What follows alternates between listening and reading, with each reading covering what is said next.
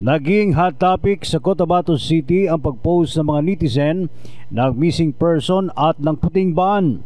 Ayon sa post ng alkalde ng lungsod na si Mayor Matabalaw, inatasan na nito ang PNP City Director na si Police Colonel Bungkayaw na paigtingin ang checkpoints para masiguro ang public safety. Nagsasagawa daw umano ang lungsod ng malalimang investigasyon sa mga sunod-sunod na post sa social media tungkol umano sa mga nawawala o missing person. Hinikayat ng alkalde na magpa-blatter kung meron man o kung wala ay hinto na ang pagpo-post sa social media dahil hindi ito nakakatulong. Sa panig naman ng Cotabato PNP, sa ngayon ay nag-iimbestiga na sila tungkol sa mga lumalabas na post sa social media.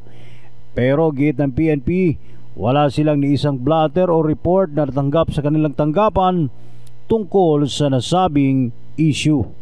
Ang balitang ito ay hatid sa atin ng Fulvic Minerals ng Doc Alternatibo. Ang Fulvic Minerals ay awarded na produkto ng Doc Alternatibo bilang anti-hypertensive and anti-diabetic food for the cell. Mula dito sa Libak, Sultan Kudarat, Ryan Villarino para sa Radio Alternatibo Balita Nationwide.